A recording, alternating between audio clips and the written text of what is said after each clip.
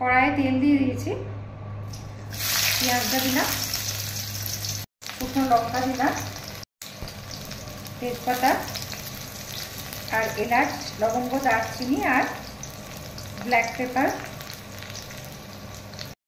মোটা করে আদা কেটে দিয়েছি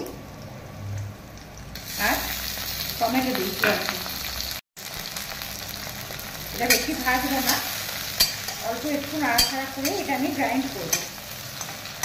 একটা কাজু বাদাম দিয়ে দিলাম, এবার এটা তুলে নেবো, দিয়ে গ্রাইন্ড করতে দেবো। এটার মধ্যে আমি কাঁচা রসুন আর কাঁচা পেঁয়াজ শুদ্ধ নিয়ে নিলাম গ্রাইন্ড করবার জন্যে। এর সঙ্গে অল্প একটু জিরে দিয়ে দিলাম, 2 রকম লঙ্কা গুঁড়ো দিলাম, একটু ধনিয়া পাউডার দিলাম, একটু কসুরি মেথি দিয়ে দিলাম।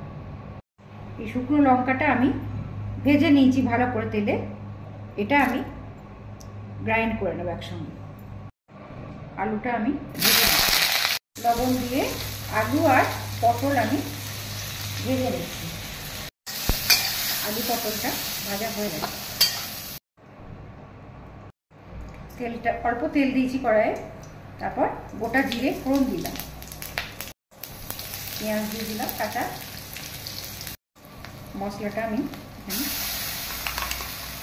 এখানে আমার মশলাটা কষানো হয়ে গেছে ভালো করে। এবার আমি এর মধ্যে গরম জল দিয়ে দেবো। ঝোলটা আমার ফুটতে শুরু করেছে, এখন আমি ভাজা আলু আর পটল দিয়ে দিলাম, লবণ দিলাম। এটা আমার অনেকটা সিদ্ধ হয়ে এসছে। এখন আমি বিরিয়ানির মশলা 1 পিঞ্চ আমি এর মধ্যে দিয়ে দিলাম।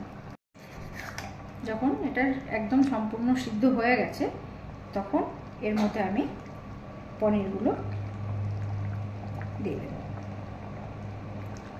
পনিরগুলো দেওয়ার পর আলতোভাবে একটু এই গ্রেভিটার মধ্যে ডুবিয়ে দেব, তারপর